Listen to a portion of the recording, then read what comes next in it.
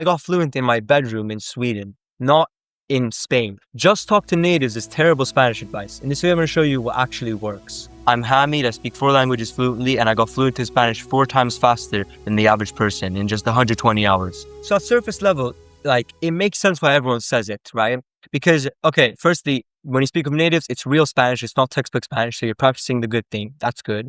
Immersion is better than apps, that's true. And input matters, right? So if you're just surrounded by natives, you're going to get fluent, right? It sounds like it makes sense. However, there are people who move to Spanish-speaking countries who don't get fluent. There are people who live in Sweden who don't get fluent. There are people who live in America who don't get fluent in the language. And so if just talking to natives actually worked, then everyone who lives in the country would get fluent within a certain time period.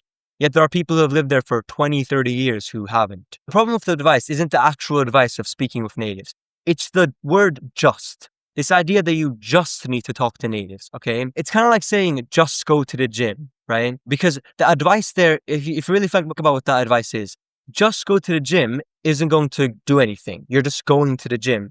What's going to do the thing is the actual lifting the weights, right? And I know this sounds obvious, like, oh, of course, if someone said just go to the gym, they're talking about lifting weights. But that same attitude isn't applied for Spanish, because a lot of people, especially the people that give this advice, think that if you just move to another country, you'll get fluent. That's all you need to do, right? Because you'll naturally pick up on the words and stuff. That's their sort of reasoning, right? But that's not how it works. Being immersed and being surrounded isn't the same as actually studying, okay? Now, is it a good condition for it? Yes, it's a better condition than being in your bedroom in a non-Spanish speaking country. But if you're just starting out, I'd highly recommend checking out the Speedy Spanish Roadmap. It's a free course I created to help you start learning Spanish with these methods. And you'll find it in the first link in the description. To tell someone to just be in a better condition to do something isn't good advice at all, especially if you imply that that's all they have to do. Right? All you have to do is move to a Spanish-speaking country and you'll get fluent. It's simply not what we see in real life. And when you do see something like that, it's not just because they moved to the Spanish-speaking country or that they just spoke to natives. It's that because they deliberately studied. And so what's really happening is that, they're practicing being a beginner. They're practicing the same sort of phrases over and over again when living in that country or when speaking to the natives. And so it's not actual Spanish practice. It's simply trying to communicate with someone who doesn't speak your language. And so the difference is that doesn't force you to learn the language. It forces you to find solutions. And not all too common that the solution that people are going to pick is going to be to actually study the language. And if it is, the way they're going to study it is most likely going to be the cookie cutter method of Duolingo and stuff, which is also not effective. And so the advice on its own is actually terrible. And so, the conditions are good. If you're able to speak to the natives, that's a great condition to be in. And so I'm not saying that it's a bad condition to be in. It's a great condition to be in. But it's kind of like this, okay? I'm not 100% sure of the statistic, but I'm quite sure of it, that income, the biggest determiner for your income, has nothing to do with your personality traits or your sort of mindset. The biggest telltale sign of your income is actually the postal code or the zip code you were born in, meaning basically your country.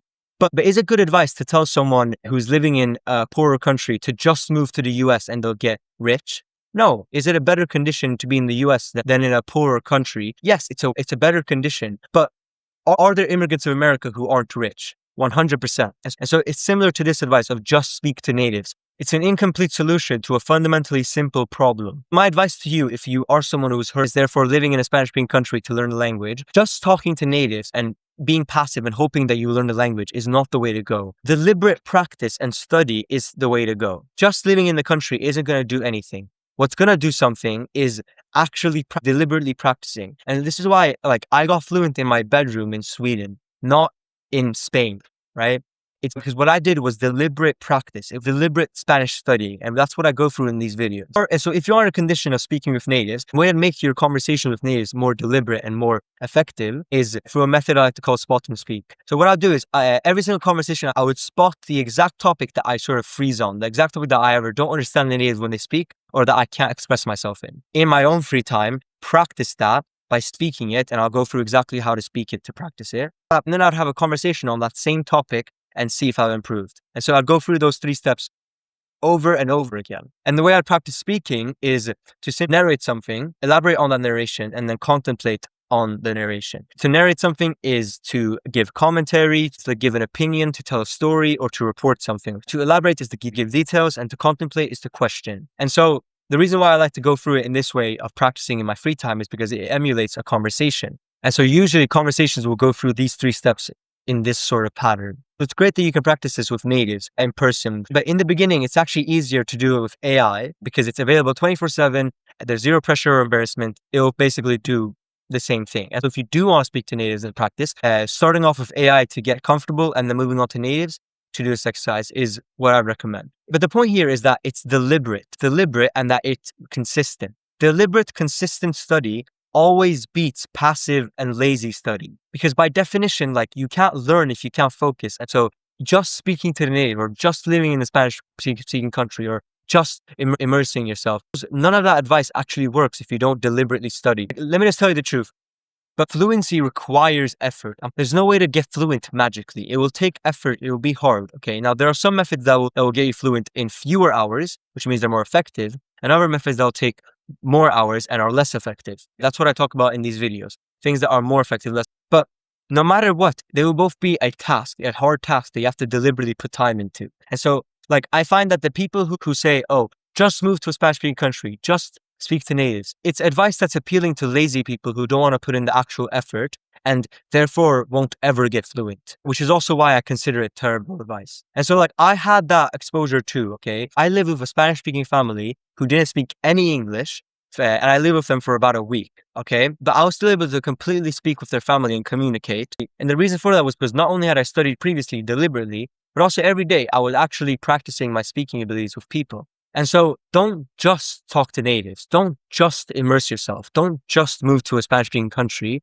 Talk to natives on purpose, okay? Study it. If you have the conditions to speak with natives, that's great. But people who wait for the perfect conditions to take action will never take action. And people who take action, no matter the conditions, will always take action and therefore achieve their goals. And the truth of that is shown by who actually gets fluent and who doesn't. So yeah, I hope you enjoyed. If you're serious about learning Spanish and you want help from me, then check the second link in the description to join my program. Otherwise, I hope you enjoyed and stay humble.